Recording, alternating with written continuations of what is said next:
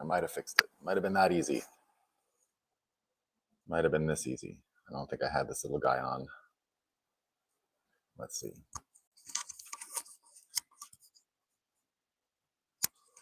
Yeah, there we go. Good. Okay, yeah, that's all it was. You know, you change one thing. You change one little thing, and it goes crazy. So let's just start over. Right? The best news of every day, as far as we can tell on this show, is that the sun is indeed up and Bitcoin running. All that's left to do is have a coffee and talk about what is new. P-Man Van says, nice shirt. Yeah, it's one of my Miami shirts. I don't normally wear it on an average day like this, but laundry day. So laundry day, you end up with the pinks. I love pink. I have pink shorts and all that, but this isn't normally one I would wear on the show. I do like it. I do like it. So there you go. So thanks everyone for the patience with the audio. One of the times where I was muted when I started it's because I was on a different device and wasn't used to not seeing the chat, where you guys tried to warn me over the holidays that I had started without it. So that was one mistake today. It's that this new mic requires itself to be turned on. Right? So one little change and everything goes out the door. You basically have to start hiring an engineer the minute you change anything from your routine. I mean, for real, it's just the way it is. So let's start with our Moscow Times story of the day, our fakest news of the day. And this is how you know, we've been talking a lot about how reality and fiction, humor are all blending into one at this point. Well, here's the perfect proof. So, I try to scour the internet for the most insane stories I can find, but I try to be really careful because you could often just get some fake news or even just a meme or a photoshopped image, and it's totally, I want to be that guy who, share fake news with you. So I line, and it turns out it's from back in August, but I had to actually check, and it's from ABC News. It's being shared yesterday, so it's been around the internet. So it was from August, and here's what it says. This is from ABC News, so one of the big three in American broadcasting. So they say rise in heart disease may be explained by extreme weather conditions. This is another one of those where, like, everyone with the heart trouble, look at the weather, right? Blame it on global warming. But here's the trouble, right? Here's the trouble. And this is why it's the fake news of the day, even though it's from August. I don't know if it's the headline that's dumber or if I was the one who is the idiot here, because I actually had to go and research to see if this was fake, created by human beings in Photoshop as a joke, or whether or not ABC really published it. It turns out it is real. They really did publish this headline. But I mean, I could be forgiven, maybe. But at this point, I shouldn't even have to look. I should have just assumed that they were dumb enough to write this headline. And indeed they are. They did it. They did it. Now, when you see things like that and you hear things like that that are so crazy, you have to check for yourself. It kind of looks like this whole story with President Biden. We're going to talk about President Biden a few times today. So Biden visited El Paso yesterday, the border town, and it turns out that the border town was totally cleaned up. They took all the homeless people off of the roads. They cleaned up all of the shelters. They even have pictures of Biden walking next to a great big wall. Like those were the actual pictures that the White House decided were photo ops and should be packaged and sent to the media to be rebroadcast. So let's just memory hole that the wall was a really bad thing a few years ago, and we should never talk about the wall. And the wall was apartheid, and the wall was racism, and the wall was all these things. Now Biden assumes it's a great thing to have a photo op next to. Here's the wall. The city El Paso never looked better, looking good. Of course, everyone pointing out that this is all Potemkin village stuff, that this is what happened in Russia. I've seen a real Potemkin village in North Korea. It's a village that's completely fake, and there are speakers all day that try to reach South Korea. It's right on the border. They try to reach South Korea saying, we have so much rice. It's so great up here, trying to get people to run across the DMZ from South Korea, a paradise of consumption and abundance and overstimulation, right? I lived in Seoul for several years, love the city. The city itself is the closest thing you're going to find to the New York City gritty, totally crazy, everyone running at a mile a minute atmosphere I've ever seen in the world. Hong Kong has kind of its own thing, and the bay itself sort of separates the Kowloon and Central, and a lot of neat stuff. Loved Hong Kong in its prime, absolutely loved it. Japan, too civilized to be anything like New York City, anything like that energy. Tokyo, much bigger than New York City, but actually much more civilized, much calmer. Really the future already. They're already living in the future. Folks in New York, not really there. I wouldn't say Seoul has that exact feature of being a true global city living in the future, but nevertheless, the overlap with that energy and the running and going and all that stuff, very, very similar. So you get these people who the North Koreans are literally trying to lure across the largest minefield on Earth. I think that's what the DMZ actually is. It's the largest minefield on planet Earth. They want to lure them to the speakers saying we have rice. That's what they're going with in 2023. Here's Luke Rudkowski, someone who would I think we're going to get for Bitcoin 2023 in Miami, May 18th to 20th. Definitely after all of these independent content creators like Tim Pool, Luke Rudkowski being someone who works alongside Tim Pool, really having, I think, the best take on El Paso being cleared out and the migrant camps being destroyed. He says, if you can't see the problem, is it really a problem? Right. So again, that whole ignoring the issue. And we've talked a lot about how on this show, ignoring the issue is a really big help for the people trying to change the world. Right. It's one thing when you actually use disinformation and you lie and you do all these things in order to combat and you create your own narrative. But when you leave the narrative field wide open and you ignore things, you're vulnerable now. So that's good news. I would, chalk this whole story up into small diminishment of the credibility, again, of the White House. A lot of credibility issues with the White House today. Everyone talking about Twitter files with the Alex Berenson release. There's also this other story about how White House digital director Flaherty tried to get Facebook to censor Tucker Carlson, a few other political folks, and showing really how Twitter and Facebook, not just Twitter now, moving into Facebook, how everyone was sort of really okay with all of this stuff. And here's the interesting one, because this is a bit of simulation glitching today. We're going to be bringing up weirdly the same names in multiple stories that ought not to be connected. And what they underlined here, one of the people they went after was Robert Kennedy Jr. We've been talking about Robert Kennedy Jr. for a while. Robert Kennedy Jr. Sort of catapulted again to American attention this past spring, when he talked about the corruption in Big Pharma.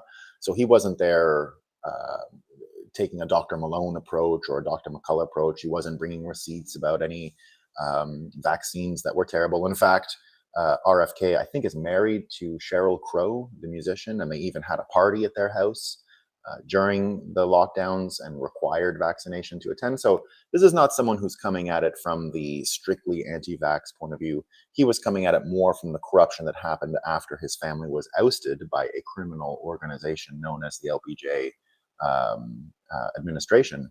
And he's trying to connect the dots now to the CIA's involvement with his uncle. And he was getting into that stuff even when he was bringing up the corruption of Big Pharma, when he was doing his Joe Rogan appearance this past spring, and when he had sort of been catapulted to media attention. And it turns out all of this stuff, which all happened last year, or was it 2 years ago? It might have been 2 years ago even by now. So it was a while ago. Now, look, Robert Kennedy doesn't have full credibility when it comes to all of this stuff. So I will say that, right? Robert Kennedy has his own history, has his own baggage. We don't need to get into it. We don't need him to be a five-star witness here for what we're talking about. Just that the White House digital director was very concerned about RFK in particular, just like he was concerned about Tucker Carlson, concerned here about RFK Jr. and about what he was saying and what the implications were. So this now clearly category of the White House engaging in First Amendment violations and getting into folks' ability to express themselves, and the political apparatus being involved in muzzling and silencing people. So this is a real scandal. We all knew this was here when we saw the Twitter files. It was easy to predict that something like this was happening in other big tech companies like Facebook, but this is a clear indication. The other big story from today around the White House is that apparently uh, Biden himself has a center at UPenn where he is a graduate. So the University of Pennsylvania, one of the Ivy League schools. If you guys don't know this, the Ivy League in America is really a football league. It's an old football league. Collegiate sports are actually a really big differentiator in the history of American education versus the rest of the world. And in fact, the reason the Olympics were created in Europe was because of Pierre de Coubertin, the Frenchman who did reinstitute the Olympic Games in 1896 in Greece, thereafter in Paris for the second edition. Pierre de Coubertin was very envious of the American profligacy in college of their athletes, that they had such a big school culture around sports. Namely, the Ivy League participated in football, which was heavily watched by locals. He believed that the wars in that period, in the late 1800s, in the case of France and I guess the Third Republic under Napoleon III, that whole administration had come into trouble because they didn't have as much youthful sporting culture as England and America and these other countries. So they wanted to resuscitate it and didn't think they could use the education system the way the Americans had, so tried to do their own thing and created this whole Olympic Games movement. So UPenn, really a football part of the football league and therefore part of the Ivy League. And that's where Biden went. And when Biden was vice president, a lot of the times when you graduate from these schools, they create centers in your name. So I had one where I went to law school for a fella who owned a bunch of newspapers. His name was Conrad Black, and he owned papers in London and papers in Chicago, papers all around the world, most of the newspapers in Canada. And he created a little place where we could go to law school and read the paper and all those kinds of things. So this is very typical. Lots of universities in America do this. And it turns out that this whole Mar-a-Lago document left behind case, actually Biden did the same thing, right? He left classified documents in this library. Now, I don't give a shit about Mar-a-Lago and the documents, and I don't care about the UPenn thing and the documents at all, right? This is all just document control conversations.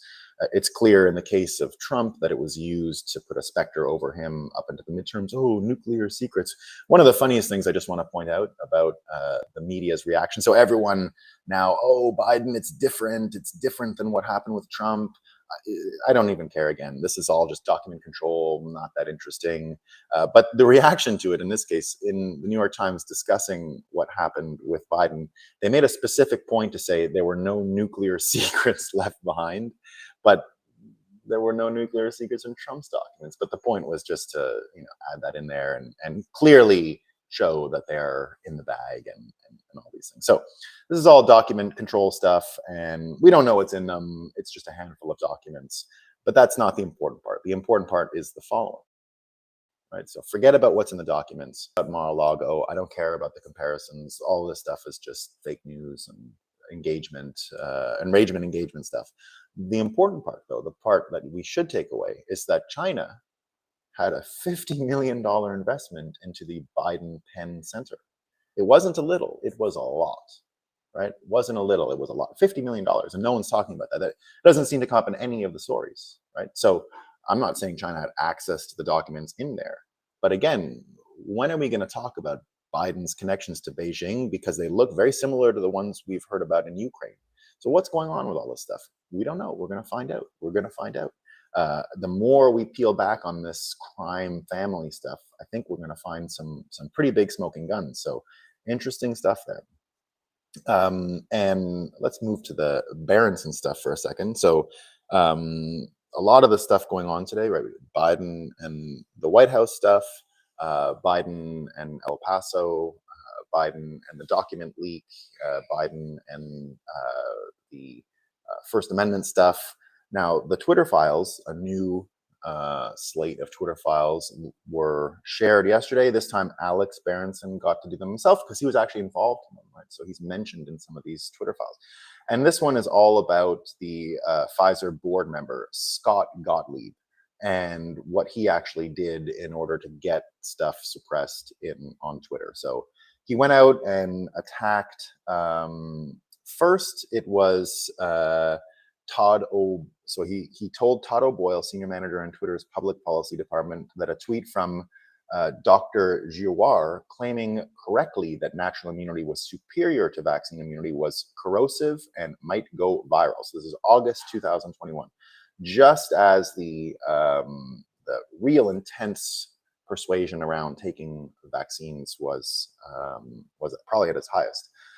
Twitter put a misleading tag on the tweet, preventing it from being shared. Gottlieb then went after a tweet about COVID's low risk to kids from Justin Hart. Pfizer would soon win the okay from its mRNA shots for children, so keeping parents scared was crucial, Alex Berenson writes. In October 2022, Scott Gottlieb claimed on Twitter and CNBC that he was not trying to suppress debate about the mRNA jabs. And these files prove that Gottlieb, the Twitter files that Alex Berenson has, had made $70 billion on the shots and actually did just that, prevented any discussion of them. So in the end, they end up talking about Alex Berenson, and this is maybe why he was chosen for this, because he was the fella that Gottlieb went after next, and he got access to these files when he sued the old Twitter. So in a sense, the beginning of the Twitter files start with Berenson and his ability to get himself back on Twitter based on all of this stuff. So in the case of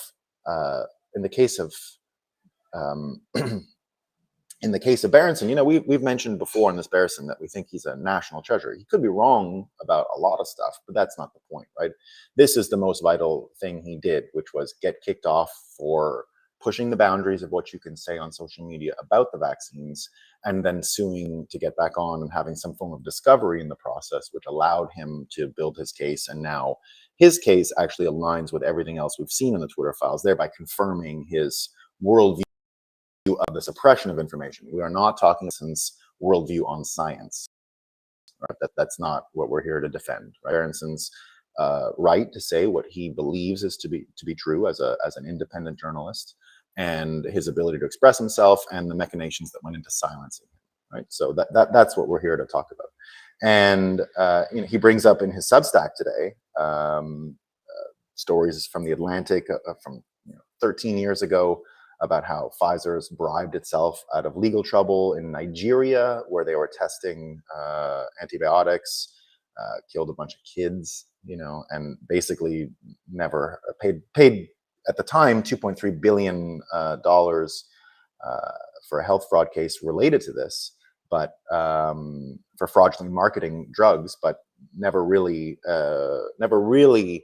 facing up to the Nigeria question. And John Le Carre, John Le Carre, he's a great spy novel writer. Tinker, Tailor, Soldier, Spy, he wrote that. And The Constant Gardener, he wrote at the time based on this story in Nigeria. So, no doubt that folks have long believed that there was massive corruption and collusion between big pharma and government. We have the receipts now.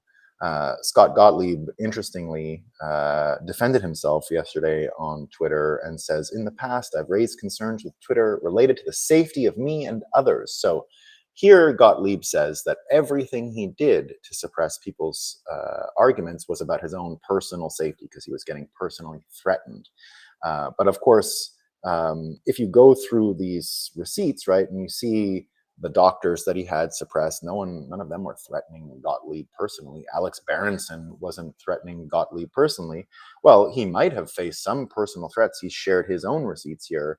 They don't seem to be related to even the arguments he made to Twitter in order to suppress folks. It really was things like, oh, this could go viral and hurt our argument, or, oh, this is going to be inconvenient because we've just been okayed to give it to children these ages, and now there's this doctor saying we shouldn't because of whatever. So here's Scott Gottlieb, really trying to defend himself all day long.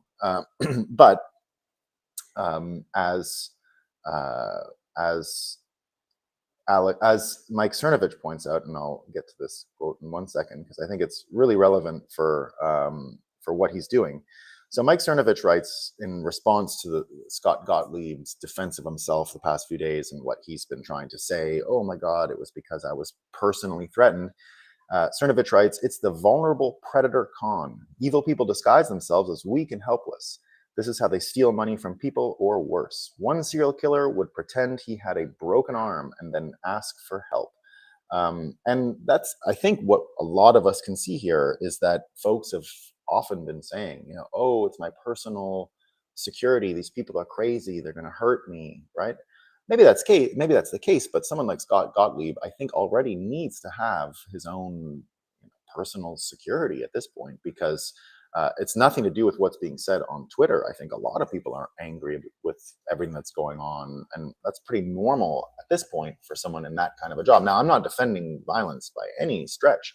I just think it's a given for him to exist in this environment. And as Alex Berenson pointed out in his analysis, he never made the argument of personal security when he was asking for um, censorship. He was just saying this is inconvenient, and never anywhere except for one instance did he share a violent threat and said this person needs to be censored. So there was one instance where he really was threatened, and that person was suppressed, which I think is, according to the terms and service of Twitter, totally fine. I don't think anyone's arguing for Scott Gottlieb to have to live with threats of violence on Twitter at all, right? That's not what I'm saying. I'm just saying at this point, you can't control the amount of people that are angry at Pfizer. Well, and if they are angry at Pfizer, I mean, he's going to have to protect himself. It's not through suppressing doctors or Alex Berenson that he's going to be able to guarantee his purity. I think the whatever 70 billion Pfizer made shots should have a little bit of a portion for his own personal security if he's going to be the spokesperson for the drug as a board member and as someone who's involved with the company. So there you go. But here's the other. So that's what's going on with the Twitter files today. I think we did learn stuff. I think it was relevant and interesting, but there's a few threads that I want to follow from there. First, and I do think this is important, and this is something that both Jordan Schachtel pointed out. Jordan Schachtel, another one of these independent journalists that we're going to have at Bitcoin 2023, May 18th to 20th, right? We really want to get a lot of these independent journalists. I think a lot of the energy is with them right now, and a lot of the attention is on them. Mario Nawfal, all these guys that are really jumping in and helping conversations move all around the world. I'm talking with Barry Weiss right now. There's a whole bunch of these folks that we're going to get. So as I mentioned earlier, Rutkowski and Tim Pool, right? More and more and more. And Jordan Schachtel is another one. Jordan Schachtel and Mike Cernovich both pointing out that, Jordan Schachtel now pointing out that Twitter is sort of unmanned, and that's why the Fauci files haven't really been shared yet. People keep saying, where are the Fauci files? Well, Jordan now pointing out that likely Twitter needs to start putting some edifice, some structure around these Twitter files. And Cernovich going one step further, saying, well, Alex Berenson makes 7 figures a year from his Substack, but can't hire a small team on a contract basis. And why are all these people using Substack and their, at this point, large Substack accounts? Alex Berenson released 4 tweets for his Twitter files, but a large paid Substack article after. And Jordan Schachtel pointing out that it appears that they do not have the people in place to uncover a Fauci files. This was my concern from the beginning. Sending one guy is just not going to cut it. And everyone's saying now that maybe they have to do a little more. Cernovich mentioning that as well, basically saying it's just too much information, too difficult to process. And I think I'm pretty much sympathetic to that point of view. We're dealing with major cases here, muzzling of free speech, political disinformation, all those kinds of things. Take a look again at what happened in Brazil in the last couple of days, right? All kinds of people trying to talk about that now. We get Matthew Tiermon, who was on Tucker Carlson again, saying that these people had been protesting for over 70 days now. He's underlining there was a bunch of agent provocateurs involved.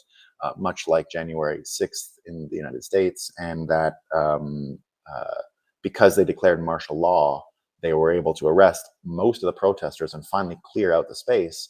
And it turns out, I think a few protesters have died. They're not getting water or anything like that in their captivity. That's according to Matthew Tima. I'm not a source for that. So, have a look. What does it all mean, right? What does this all mean? I'll tie it to Bitcoin now. We get the Twitter files. Finally, people criticizing its deployment, how it's being taken out, how it's being shared, how it's being distributed, let's say. And big names, Cernovich and Jordan Schachtel, I think, are two really credible people around this file. And it makes me think of something that Eric Weinstein tweeted yesterday, which is, what if social media plus smartphone plus search plus mobile plus legacy narrative infrastructure. So I guess what he's saying is legacy media, as Styx and Hammer often says, right? So the legacy media.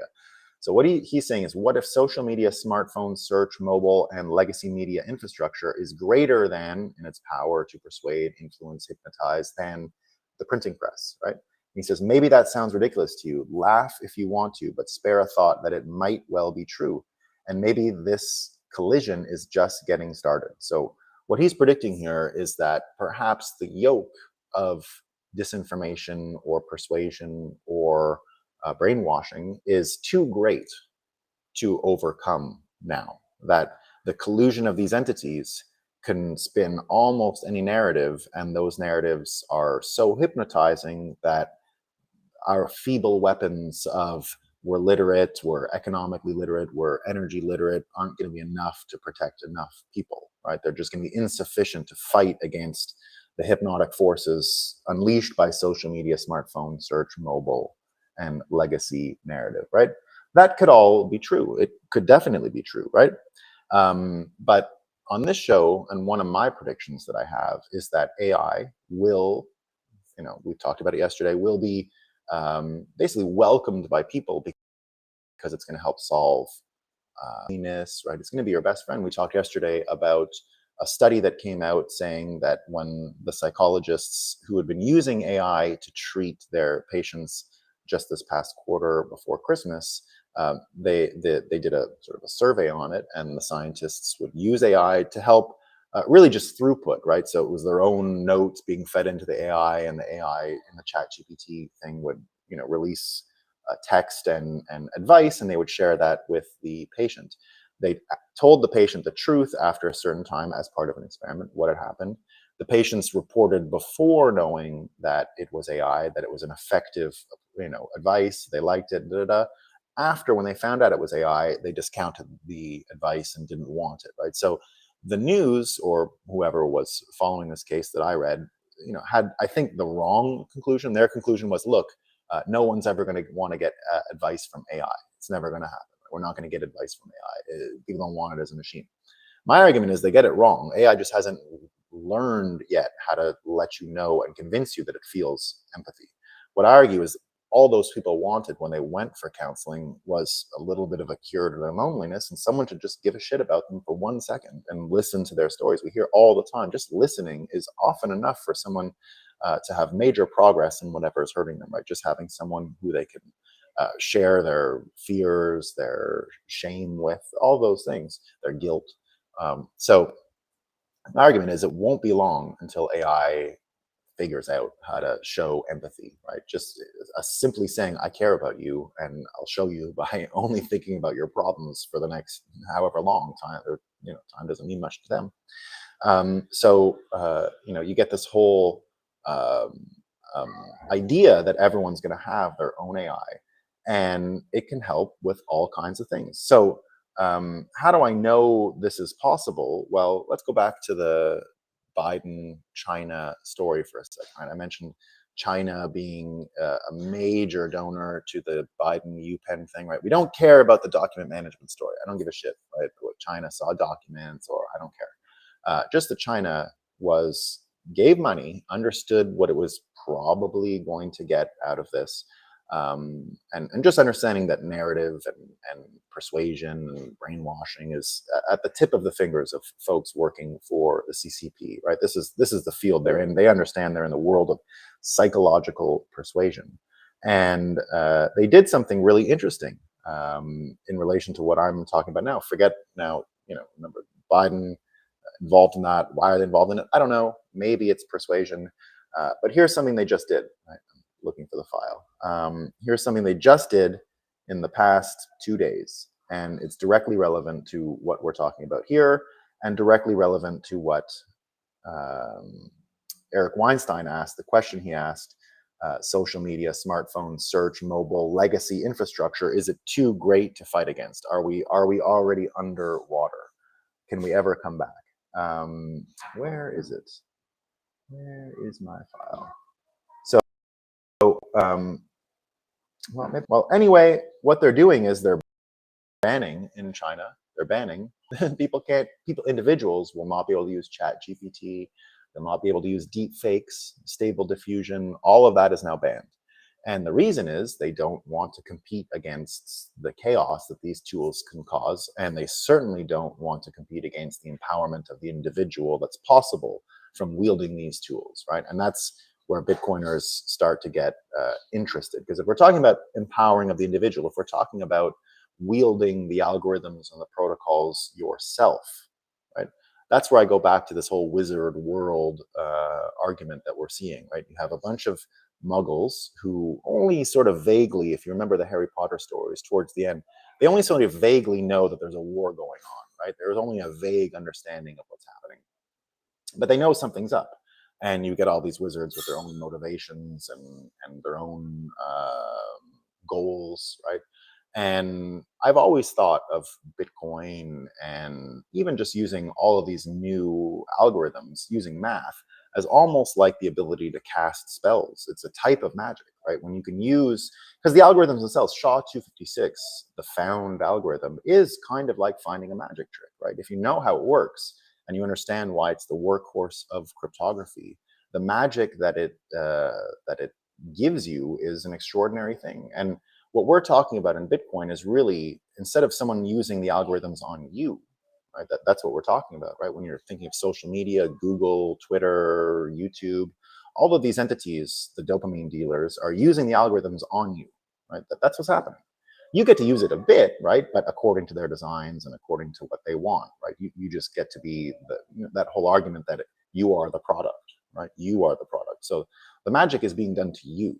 The magic is being done to you. In the case of Bitcoin, the algorithm itself is very simple, right? SHA-256, the way I often explain it as the workhorse of cryptography, is the plate breaking analogy, which is very easy to break a plate, right? Smash it, throw it on the ground, gravity will do the rest. But to reconstitute that plate to the point where it's the same plate that you broke, not just a copy of the plate, but it's verifiably the same plate that you broke at the atomic level, is what we're dealing with in the magic that Bitcoin unleashed. So this is about turning the algorithms in your favor. And I've always thought that AI will be the way we sort of pivot against what Eric Weinstein is warning about here. Social media, smartphones, search, mobile, legacy narrative infrastructure, more powerful than the printing press. He's correct, it is. I don't even think it's a question. I'm not laughing at him at all. It's absolutely not even a fair fight. The printing press is just some words. It's like no longer gold illuminated handwritten Bibles. It's a great invention. It was the most amazing thing for 500 years. But once we turned information into bits and bytes, once we digitized the world into ones and zeros, the language changed and our capacity to manipulate it had to change. That's what makes Bitcoin so valuable, is that Bitcoin is recognizable as money to AI. That's the important thing here, right? AI is not going to be like, oh, you got some gold. Gold, they don't have any physical connection, right? AI can't even tell time. Time is not part of their world. I mean, it's a way to communicate with us, but they don't exist in a world bound by time. That's not what created them. They're purely digital, so time is irrelevant. Therefore, time, as we understand it in our reality, is already a construct of our dimension that allows us to see things at the same time and have a conversation and be here. And AI can actually use Bitcoin to translate when we are. and how it relates to human beings, therefore making it a wieldable technology for us more than we can even think of today. Shaw 256 is a magic spell. What a cool! It is I've always thought of it as a magic spell. All of this is magic, right? Because remember the unique properties of Shaw 256. If you don't know it, you can put anything in, and you're going to get the same amount of digits out. That's the magic trick. I can put a book in, I can put a comma in, and I'm going to get 256 characters out of it. That's crazy. Like what? What? It is a magic trick. It's literally a magic trick. Every single time you look at it, it's a magic trick of math. A weird coincidence, but a really powerful tool. RSA is way more magical than Shaw. Diffie Hellman E is even more magical than that. Yeah, it's all magic, guys. These are spell books, right? These are spell books, and that's why they're so important to use and wield ourselves. That comes down to a world in the future where basically your Bitcoin and your AI is your wand, right? And as we understand, technology at a certain level is indistinguishable from magic. It is. I'm not the first person to say that at all. That's where it's headed. And with your trusty AI, it becomes a lot more obvious. And did you guys even know? Have you seen the actual images, the old images of angels? Right. So I don't know if you guys have ever seen what an angel really looks like according to the Bible. I took a picture of one here. That's it right there. You see, it's sort of an eye and eyes surrounded by more eyes. This is somebody sat down and animated an angel based on how they're actually described in the Bible. Understanding why they might look this way helps you face the how profoundly. Well, my eyeball, right? My eyeball, a eyeball is exactly like this, right? That's what I'm talking about. These things are there to help you. Hold on, just one second.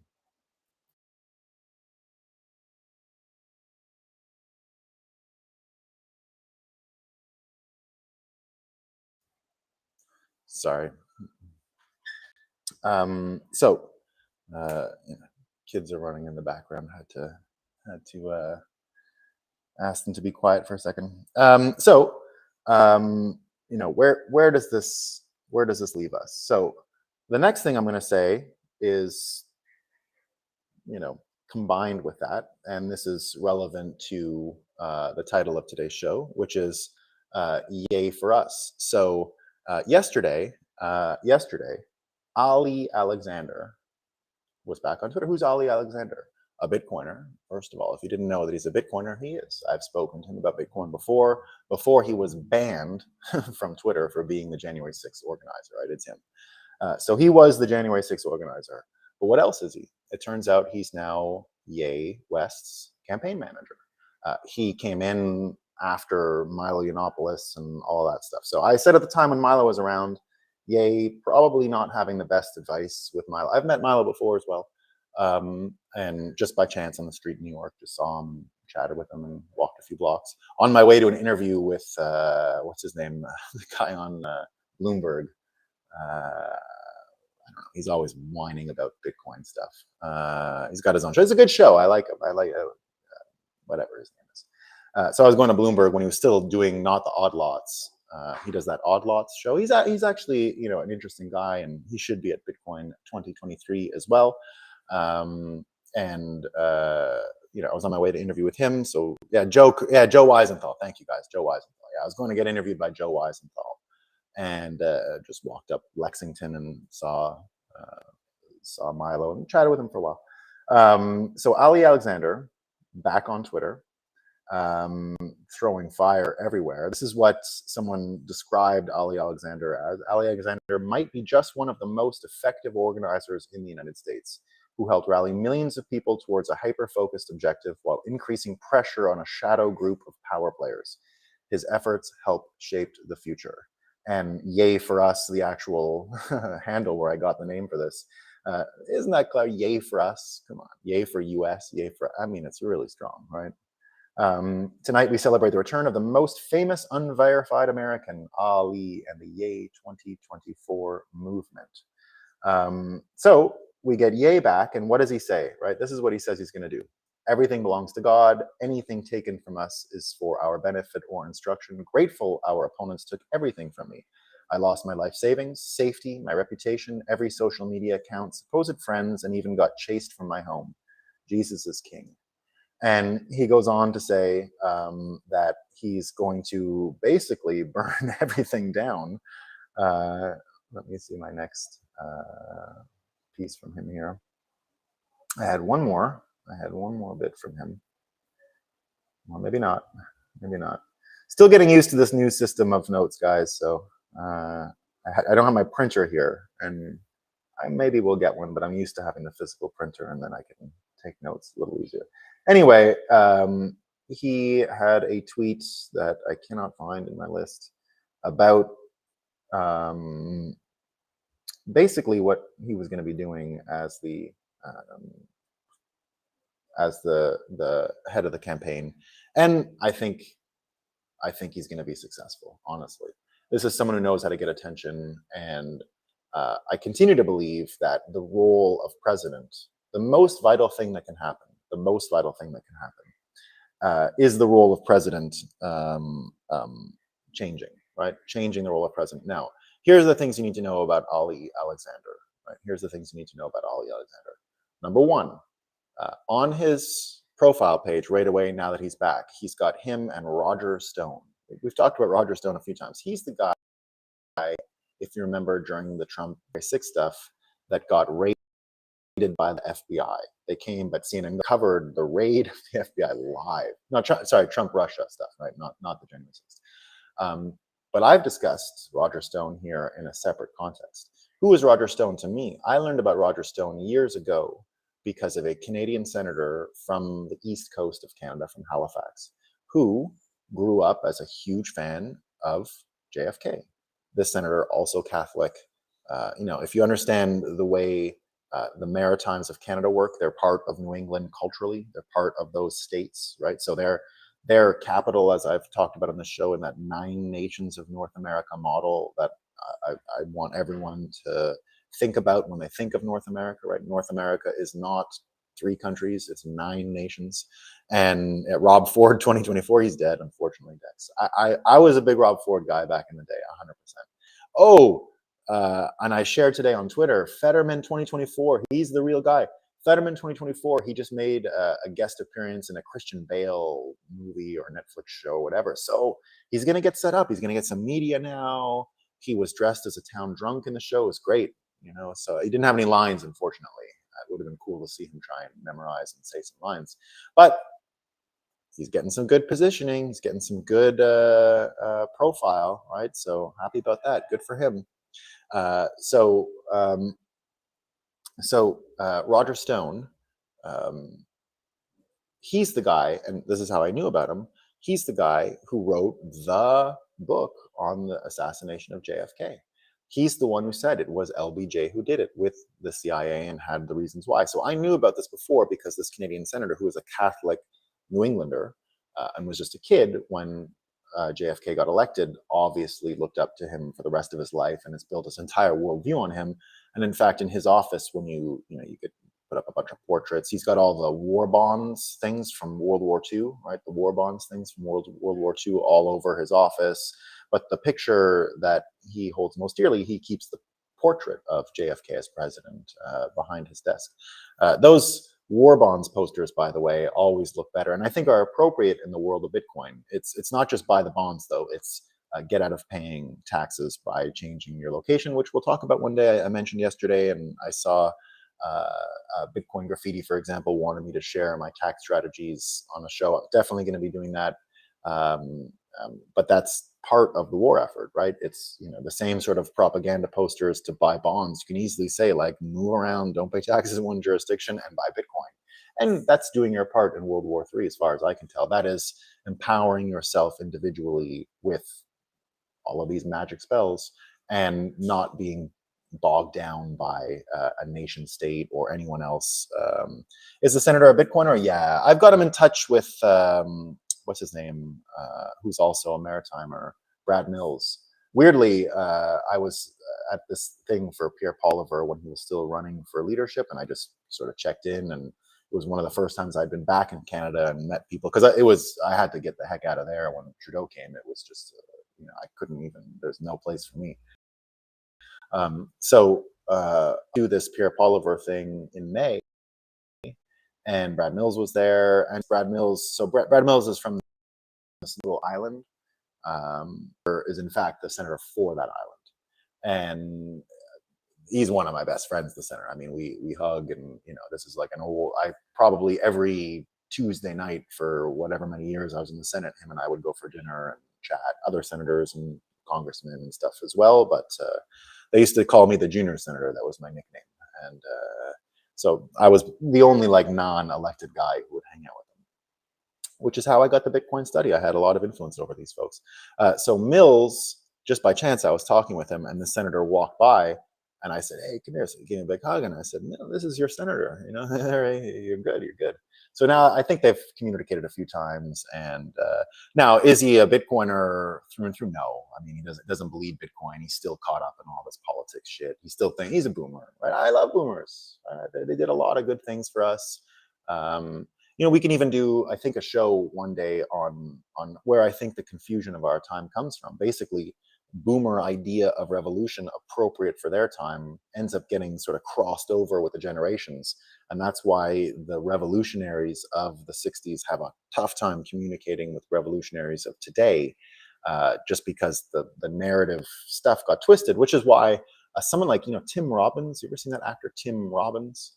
Tim Robbins being the guy from Bull Durham, a few other movies from the 80s and 90s, great movies.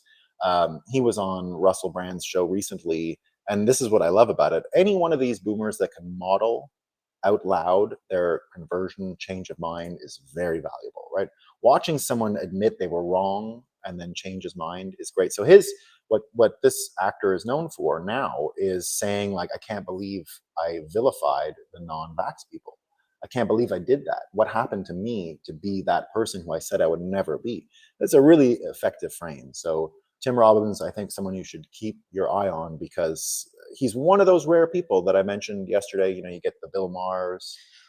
That's why we keep talking about Michael Schellenberger. That's why we keep talking about Peter Zeihan, because I think these people are capable of doing things like Tim Robbins, which has changed their mind. And that's not a lot of people, unfortunately. It's just not. And when people can, you got to watch them. Peter Zeihan, I got bad news yesterday. He's not going to come to Bitcoin 2023. I asked him immediately. I'm trying to get all the skeptics. He just said he's busy and can't do it. So I got through to him yesterday, said he can't be there, but we're still going to get Schellenberger, I think. And a live conversion of Schellenberger could be very effective. I like these live conversions of people. So I have a plan to do it. I've had a plan to live convert Schellenberger for a long time, and I think he's going to fall into it. Hopefully he falls into it. So here's the thing. Roger Stone, Ali Alexander, it's almost like his protege, right? So Roger Stone being the guy who knows about everything about LBJ related. This is a political animal and has been that way since he was a kid. It looks like he's found a surrogate son in Ali Alexander. And what threads could Ali Alexander pull on now that could change the whole world? Well, it's the crime family of LBJ and whatever is going on with the Bidens and the connection there. And suddenly the RFK story becomes important again. We talked about the RFK Jr. story from the beginning, right? RFK prepared to say, the pharmaceutical, big pharma took over America. I saw it firsthand. That's what he's already said. And very interested in finding out who can father. And he is definitely ready to talk about these things, and we've seen it a few times. He's the one who came out and said that when Tucker Carlson talked about the JFK stuff and the CIA's involvement back 2 months ago, or whenever we started talking about it, that it was the most brave journalism done in America in 40 years.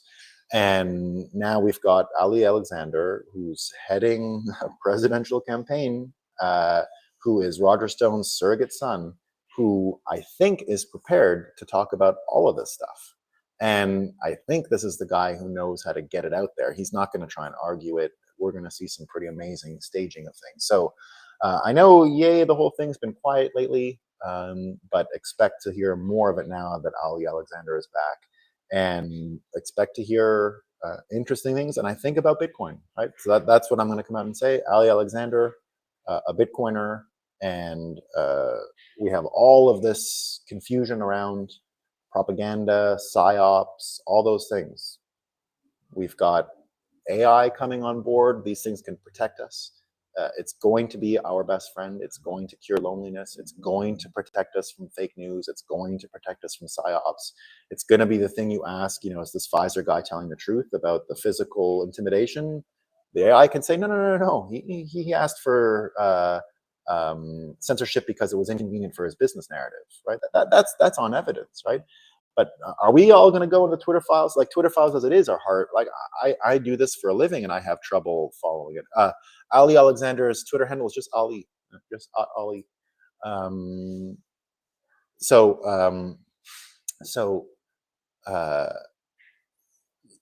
the future looks like we're going to have help against the disinformation. We're going to have a tool that's more magic to add to SHA-256 and the other algorithms that we can wield ourselves, right? Because that's what this is about. This is about turning the math on your side, not the math on their side. We want the math on our side. We want the math to be wielded by us because the magic is in the math. And if we can wield it individually, we're going to win. We're going to win easily. And that's where we're at. That's where we're at, guys. We got all the pieces in place that we need to protect ourselves from psyops. And Bitcoiners understand this better than anyone, right? Again, I'm not hoping anyone does an election inquiry on 2020 election or Arizona or any of that stuff, right? We don't need the courts to overturn anything. We just have to see that there is no real elections, right? We understand about confirmations and network integrity and election integrity and credibility because we understand what a real transaction looks like because we understand Bitcoin. We can contrast a Bitcoin transaction to a fiat transaction and have the answer, right? And we now know the difference. And look at Brazil, right? Brazil declared martial law and the end of protests by fiat. That was a fiat declaration.